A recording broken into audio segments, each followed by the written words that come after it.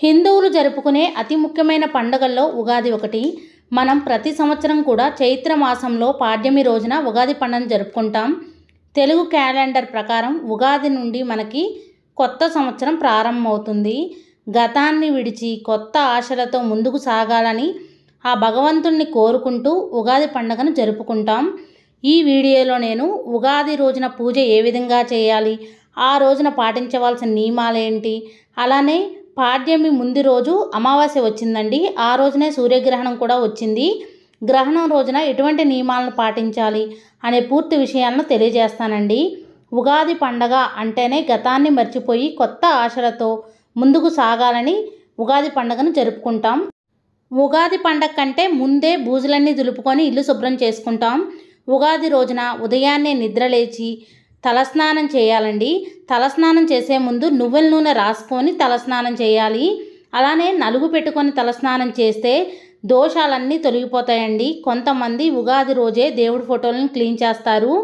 అయితే ఉగాది రోజునే క్లీన్ చేసి పెట్టుకోవచ్చండి. కానీ ఈసారి ఉగాది మనకి ఏప్రిల్ 9 మంగళవారం రోజున వచ్చింది కాబట్టి మంగళవారం రోజున మనం దేవుడి ఫోటోలను కానీ విగ్రహాలను కానీ క్లీన్ చేయమండి.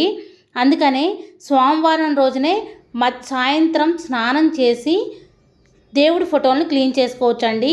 పాడ్యమి తిథి సాయంత్రం నుంచే ఉంది కాబట్టి ఉగాది రోజున ఉదయాన్నే లేచి ఇల్లు గుమ్మాలన్నీ శుభ్రం చేసి తలస్నానం చేసి ఇంటి ముందు అయితే చక్కగా అందంగా ముగ్గు వేసుకోవాలండి. అలానే ద్వార పూజ కూడా చేసుకోవాలి. గుమ్మానికి పసుపు రాసి కుంకుమ బొట్లు పెట్టుకోవాలి. వీలైతే గుమ్మం దగ్గర అటు ఇటు దీపారాధన కూడా చేయండి, చాలా మంచిది. అలానే గుమ్మానికి పచ్చని తోరణాలు కట్టండి, మామిడాకులు కట్టండి, చాలా మంచిది. తర్వాత పూజను పూజా మందిరంలో అయినా చేసుకోవచ్చు, పీఠం ఏర్పాటు చేసుకొని చేసుకోవచ్చు అండి.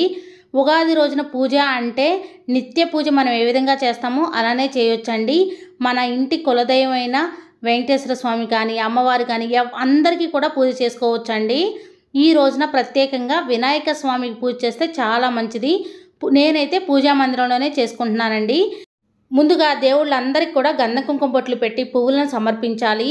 స్వామివారికి అమ్మవారికి ఏదన్నా కాయిన్ హారం కానీ పసుపు కొమ్ముల మాల కానీ లవంగాల మాల కానీ లేదంటే యాలక్కాయల మాల కానీ వేస్తే చాలా మంచిది. వెంకటేశ్వర స్వామికి అయితే తులసి దళాల మాల వేస్తే చాలా మంచిదండి. పువ్వుల మాల అయినా వేయొచ్చు. నేనైతే కాయిన్ హారం వేశానండి. అలానే తెల్లని చామంతులతో ఎర్రని గులాబీలతో ఈ విధంగా అందంగా అలంకరించాను. నేను పూజలో అయితే గోమాతను కూడా పెట్టుకున్నానండి. స్వామి అమ్మవార్ల దగ్గర ఒక బౌల్లో పసుపు ఇంకొక బౌల్లో కుంకుమ నిండుగా పెట్టుకోండి. ఇలా పెట్టుకుంటే చాలా మంచిదండి. నిండు నూరేళ్ళు కూడా సౌభాగ్యంతో ఉంటాం. ఇక్కడ నేనైతే దీపారాధన చేస్తున్నానండి. ప్రమిదలకు కూడా గంధ కుంకుమ బొట్లు పెట్టుకోవాలి. ఏకహారతితో వెలిగిస్తున్నానండి. దీపం సాక్షాత్తు పరబ్రహ్మ స్వరూపం కాబట్టి దీపం దగ్గర 2 అక్షంతలు పువ్వులు పెట్టి నమస్కారం చేసుకోవాలి. మనం స్వామి అమ్మవార్లకి పూజ చేసేటప్పుడు ఎప్పుడైనా సరే మనం కూడా నిండుగా గాజులు ధరించి చక్కగా గంధం పెట్టుకొని బొట్టు పెట్టుకొని కాళ్ళకు పసుపు రాసుకొని పూజ చేస్తే చాలా మంచిదండి. ఈ రోజున కొత్త బట్టలను ధరించాలి. ముందుగా నేను వినాయక స్వామికి పూజ చేసుకుంటున్నానండి. వినాయక స్వామి అష్టోత్తరం చదువుకుంటూ పువ్వులతో అక్షంతలతో పూజ చేసుకోవచ్చు. గరికుంటే గరికతో కూడా పూజ చేయొచ్చండి. ఈ ఉగాది రోజున వినాయక స్వామిని గరికతో పూజిస్తే సంవత్సరం అంతా ఆ వినాయక స్వామి అనుగ్రహం మన మీద ఉంటుందండి. స్వామివారికి ఎర్రని పుష్పాలన్నా తెల్లని పుష్పాలన్నా ఎంతో ప్రీతికరం. ఎర్రని పుష్పాలతో ఎర్రని అక్షింతలతో తెల్లని చామంతులతో పూజించండి, చాలా మంచిదండి. గరిక దొరికితే స్వామివారికి గరిక తప్పకుండా సమర్పించండి. స్వామివారికి పూజ కంప్లీట్ అయిన తర్వాత వెంకటేశ్వర స్వామి అష్టోత్తరం, సహస్రనామం, విష్ణు సహస్రనామం, లలితా సహస్రనామం, లక్ష్మీదేవి అమ్మవారి అష్టోత్తరం చదువుకుంటూ పువ్వులతో అక్షంతలతో పూజ చేసుకోవచ్చండి. శ్రీమాత్రే నమః అనుకుంటూ కూడా పూజ చేసుకోవచ్చు. శ్రీరామ శ్రీరామ శ్రీరామ అనుకుంటూ కూడా పూజ చేసుకోవచ్చండి. ఈసారి అయితే మంగళవారం రోజున వచ్చింది కాబట్టి ఆంజనేయ స్వామికి రామయ్య తండ్రికి కూడా పూజ చేస్తే చాలా మంచిదండి. మనం పూజా మందిరంలో చేసుకున్నాం కాబట్టి అందరి దేవుళ్ళు ఉంటారు కాబట్టి ఉగాది రోజున పూజా మందిరంలోనే పూజ చేసుకోండి. అందరి దేవుళ్ళకి పూజ చేస్తే మంచిది కదా. నేనైతే వెంకటేశ్వర స్వామికి అభిషేకం చేసుకుంటున్నానండి. తులసి దళాలు కలిపిన వాటర్తో అమ్మవారికి కూడా అభిషేకం చేసుకోవచ్చు. మనం నిత్య పూజ ఏ విధంగా చేసుకుంటున్నాం ఆ విధంగా అయినా చేసుకోవచ్చండి పూజ. ఈరోజైతే ప్రసాదంగా ఉగాది పచ్చడిని సమర్పించాలండి. స్వామి అమ్మవార్ల దగ్గర ఉగాది పచ్చడిని పెట్టి మనం ప్రసాదంగా స్వీకరిస్తే చాలా మంచిదండి. ఉగాది పచ్చడిలో 6 రుచులు ఉంటాయి కదా, ఆరోగ్యానికి అయితే చాలా మంచిదండి. మనకి ఏప్రిల్ 8 సోమవారం రోజున సూర్యగ్రహణం వచ్చింది, కానీ భారతదేశంలో కనిపించదండి. కాబట్టి మనం ఎటువంటి నియమాలు పాటించే అవసరం లేదు. అయితే మనం ఉగాది పచ్చడిని స్వామివారి దగ్గర పెట్టుకొని ప్రసాదంగా స్వీకరిస్తాం కదండి.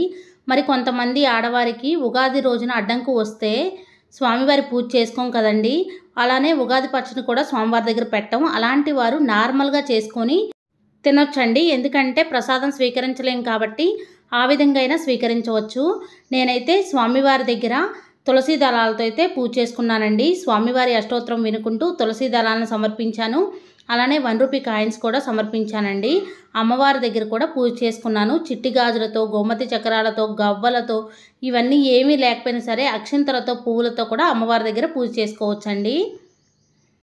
మనకి ఉగాది నుంచే కొత్త సంవత్సరం స్టార్ట్ అవుతుంది కాబట్టి ఈ సంవత్సరం అంతా కూడా మన సుఖ సంతోషాలతో ఉండాలని స్వామి అమ్మవారిని మనస్ఫూర్తిగా కోరుకోవాలండి.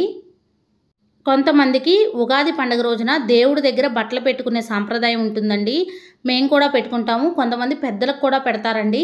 అలాంటి సాంప్రదాయం ఉన్నవారు బట్టలు పెడితే మంచిదండి. ఉగాది పండుగ రోజున ఈ విధంగా ఇంట్లో పూజ చేసుకొని దేవాలయానికి వెళ్ళి దైవ దర్శనం చేసుకుంటే చాలా మంచిదండి. మనం ఈ రోజున దేవాలయంలో వినాయక స్వామికి గరికతో పూజ చేయించుకుంటే చాలా మంచిది. ఎండాకాలం కాబట్టి ఎవరికైనా గొడుగులు కానీ, విసనకర్రలు కానీ, లేదంటే చెప్పులు కానీ దానం ఇచ్చినా చాలా మంచిదండి. ఎవరికైనా ఉగాది పండుగ రోజున దాన ధర్మాలు చేస్తే చాలా మంచిది. అన్నదానం కానీ, వస్త్రదానం కానీ చేస్తే చాలా మంచిది. ఈ రోజున అమ్మవారి దగ్గర ఉసిరి దీపం వెలిగిస్తే చాలా మంచిదండి. మట్టి ప్రమిదలో దీపారాధన చేసినా చాలా మంచిది. స్వామివారి పూజలో ఒక నిమ్మకాయ పెట్టుకొని ఆ నిమ్మకాయ మీద పసుపు, కుంకుమ వేసి పూజ కంప్లీట్ అయిన తర్వాత కట్ చేసుకొని వాటర్ కలుపుకొని తాగితే చాలా మంచిదండి. నేనైతే ఇక్కడ మట్టి ప్రమిదలో కూడా దీపారాధన చేశాను. ఈ రోజున ప్రసాదంగా ఉగాది పచ్చడిని సమర్పించాలండి. ఏదైనా పండ్లు కూడా పెట్టొచ్చు. వడపప్పు, పానకం కూడా పెట్టొచ్చండి. మనం కొత్తగా ఏదైనా వ్యాపారం చేయాలన్నా, ఏదైనా పనులు మొదలు పెట్టాలన్నా ఉగాది రోజు స్టార్ట్ చేస్తే చాలా మంచిదండి.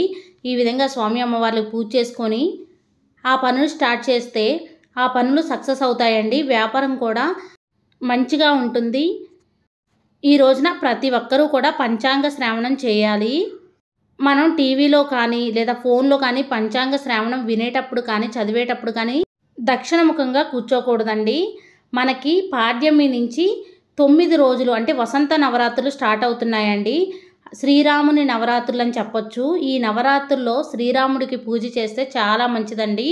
నవరాత్రులు 9 రోజులు పూజ చేయలేకపోయినా ఒక్కరోజు చేసుకున్నా చాలా మంచిదండి. ప్రతిరోజు కూడా పూజ చేసుకొని శ్రీరామ అనే నామాన్ని జపిస్తే చాలా మంచిదండి. ఈ విధంగా పూజ చేసుకున్న తర్వాత స్వామి అమ్మవార్ల దగ్గర 2 అగరవత్తులను వెలిగించి ధూపం చూపించాలి. తర్వాత హారతి ఇచ్చి నమస్కారం చేసుకోవాలండి.